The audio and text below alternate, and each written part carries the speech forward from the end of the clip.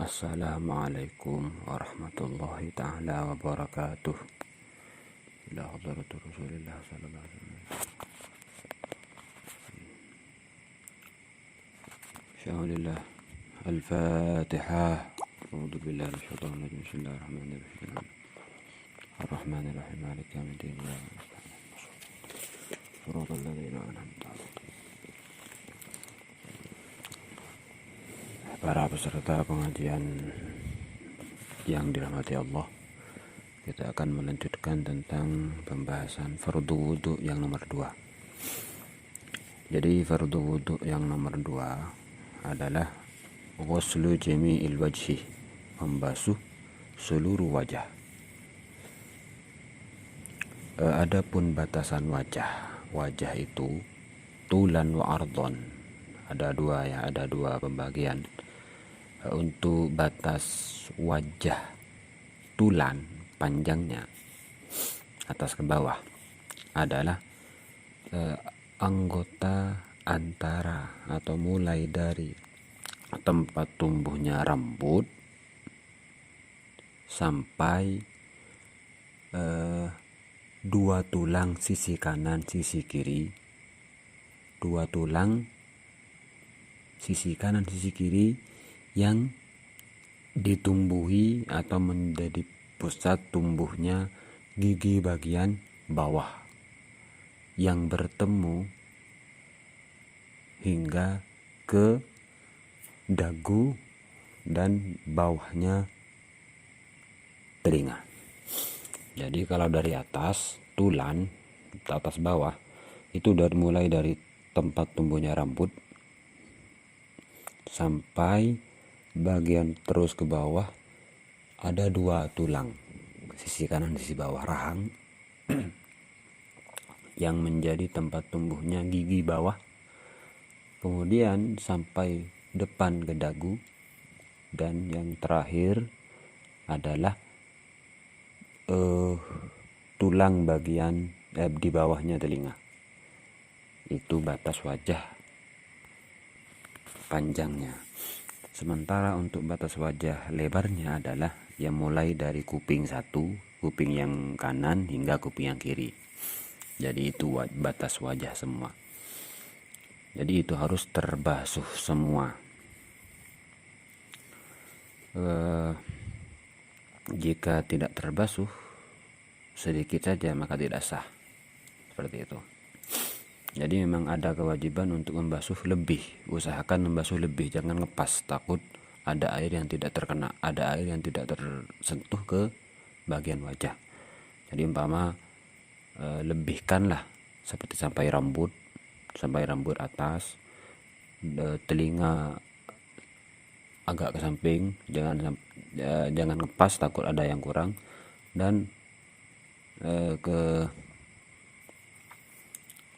tenggorokannya, leher sedikit, jangan ngepas, takut ada yang kurang. Jadi itu batasan wajah. Kemudian juga wajib membasuh seluruh rambut atau bulu yang ada di wajah. Jadi semua yang termasuk bagian wajah itu harus dibasuh semua, harus terkena air.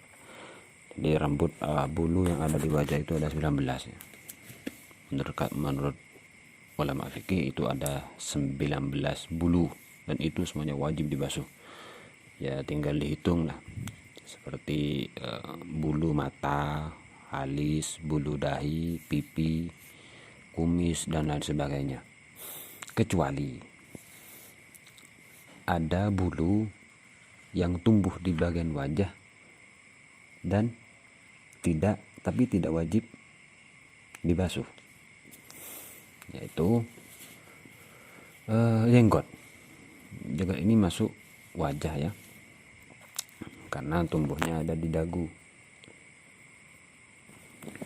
Jadi ini ada pengecualian, yaitu jenggotnya orang laki-laki yang tebal. Tebal ini maksudnya adalah sekiranya mukhotob atau lawan bicaranya dengan jarak kira-kira 1,5 meter tidak bisa melihat kulit yang ada di di bagian dalam, kulit yang ada di sela-sela jenggot yang tebal ini. Jadi sekiranya mukhatab atau lawan bicara tidak bisa melihat kulitnya, maka itu dinamakan tebal, lebat.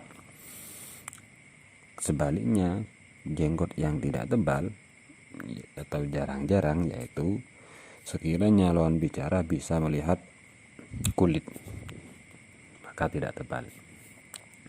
Jadi semua bulu yang ada di wajah, baik tebal atau tipis, itu wajib dibasuh semua, kecuali jenggotnya laki-laki yang tebal, ini tidak wajib dibasuh. Kalau jenggotnya wanita, maka wajib juga dibasuh meskipun tebal. Kalau jenggotnya wanita meskipun tebal, itu wajib dibasuh bagian luar dalam. Karena apa? Kok wanita ini tidak sama? Karena wanita itu dianjurkan tidak berjenggot. Artinya ketika wanita berjenggot itu sunnah dicukur atau dicabut. Sementara laki-laki itu sunnahnya memelihara jenggot. Jadi ada perbedaan sedikit antara wanita dan laki-laki. Kalau jenggotnya laki-laki yang tebal, ini tidak wajib dibasuh. Yang wajib anggota zahirnya saja, luarnya saja. Sementara bagian dalam ini tidak wajib. Kalau jenggot laki-laki yang tipis, maka wajib semua, zahir, batin, luar, dalam wajib. Karena apa? Tidak tebal atau jarang. Tapi kalau jenggotnya perempuan, maka meskipun tebal, tipis atau tebal, tetap wajib dibasuh luar dalam, dengan catatan jenggot itu masih ada di batas wajah, seperti itu. Kemudian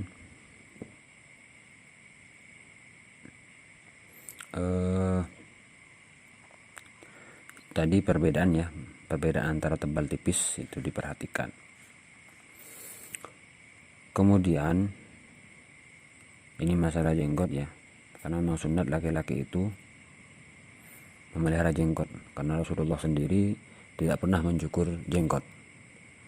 Namun Rasulullah sering menganjurkan mencukur kumis. Kalau jenggot ini tidak pernah Rasulullah. Bahkan Rasulullah memelihara begitu indah jenggot Rasulullah. Bahkan ada yang mengatakan dalam sebagian riwayat, jumlah jenggot helai demi helai jenggotnya Nabi itu sama seperti hitungan para nabi. Para nabi itu jumlahnya 124.000 para nabi. Dan jumlah jenggotnya Nabi itu sama, yaitu 124.000 helai. Sama seperti jumlah sahabat Nabi itu jumlahnya 124.000 orang sahabat Nabi. Jadi ini unik. Kemudian ini sudah dimengerti tentang wajah dan batas-batasnya. Kita lanjut untuk rukun fardu yang nomor 3, yaitu membasuh kedua tangan hingga kedua sikut. Jadi membasuh kedua tangan hingga sikut. Meskipun sikutnya itu artinya tumbuhnya tidak biasa, contoh sikutnya terlalu ke atas, umpama ada orang sikutnya itu tidak sama dengan sikut yang dimiliki kebanyakan orang, maka tetap sampai sikut. Jadi umpama sikutnya ada di hampir nyampai ke tiak, maka itu sudah sampai sikut.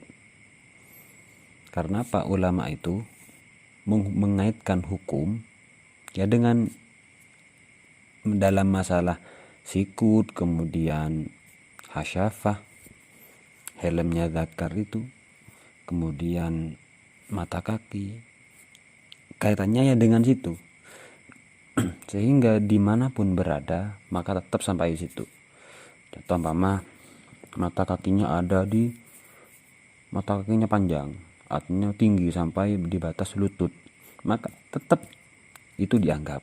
Sehingga ketika membasuh kaki harus sampai di mata kaki, meskipun mata kaki itu ada di mana terserah. Begitu juga dengan sikut, meskipun sikutnya sampai di bahu, maka tetap harus sampai ke sikut, tidak melihat batasan normal tempat sikut, tidak. Itu perbedaan. Beda kalau masalah telinga. Kalau telinga itu, kalau umumnya ada telinga yang tidak sesuai dengan kebiasaan orang, maka disesuaikan dengan kebiasaan orang. Jadi memang ada orang punya telinga terlalu ke dalam, artinya terlalu ke belakang. Telinganya sampai ada di bagian belakang kepala.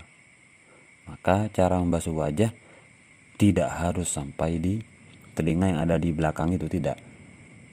Cukup melihat atau tempat telinga itu yang tempat telinga seperti biasanya. Artinya ya melihat kondisi orang-orang sekitar, ukurannya seperti itu. Itu perbedaan. Karena apa? Kok beda? Ya karena ulama mengkaitkan hukum wajah ini ya dengan tatap muka. Jadi sampai di mana tatap muka, sampai situ. Seperti itu. Oke, sekarang apabila seorang itu tidak memiliki dua sikut, jadi dari jari sampai bahu ini tidak ada sikutnya, bagaimana? Maka melihat kadar atau ukuran sikut orang-orang normal lainnya, ya, jadi dihitung. Memang ada orang tidak punya sikut, maka melihat sikutnya orang lain, artinya ukurannya disamakan dengan kedua sikut kebanyakan orang, seperti itu. Begitu juga sama dengan masalah wajah tadi, hal-hal yang ada di sikut, di tangan dua, di kedua tangan sampai sikut itu juga wajib dibasuh, seperti bulu, umpamanya ada bulu di tangan atau jari-jari yang lebih. Ada orang jari-jari 6, itu wajib semuanya dibasuh terkena air. Juga dengan kuku dan kotoran-kotoran yang melekat di kuku yang bisa mencegah sampainya air, itu wajib dibasuh semua. Itu kalau kotorannya berasal dari luar, maka wajib dihilangkan itu. Kalau kotorannya berawal atau berasal dari dalam, artinya dari anggota tubuh sendiri, maka tidak wajib. Karena apa? Itu sudah termasuk dianggap tubuh, seperti itu. Maka tidak wajib, termasuk dianggap anggota batin, anggota dalam, jadi tidak wajib dihilangkan. Contoh, kotoran yang melekat sehingga sulit untuk dipisahkan, tapi kotoran ini berangkat atau berasal dari keringat, maka tidak wajib dibersihkan. Kenapa? Itu sudah dianggap tubuh. Beda kalau kotornya berasal dari luar, seperti orang-orang yang bekerja di sawah atau petani lah, itu kan di kukunya itu, di bawah kukunya banyak kotoran-kotoran, itu kan berasal dari luar tubuh, bukan dari dalam tubuh. Itu wajib. Ini rupanya banyak ini, utamanya yang para petani itu, kalau yang tidak begitu mengindahkan masalah ibadah itu, kita sendiri sering lah melihat orang itu kukunya panjang dan ada kotorannya, yang kotoran itu berasal dari luar, bukan berasal dari tubuhnya sendiri. Nah, ini tidak sah. Kalau ternyata memang betul-betul air tidak sampai kepada bagian yang di bawah. Kenapa? Itu juga termasuk bagian wudhu yang harus dibasuh, seperti itu. Jadi pentingnya kita menjaga ibadah kita. Biasanya orang itu tidak begitu mengindahkan ya masalah-masalah sepele tapi bisa fatal. Ini bahaya ini. Jadi ya harus diperhatikan dan dipraktekkan, jangan terlalu teledor. Jadi itu rukun kedua dan ketiga. Mungkin Hanya ini yang bisa saya sampaikan.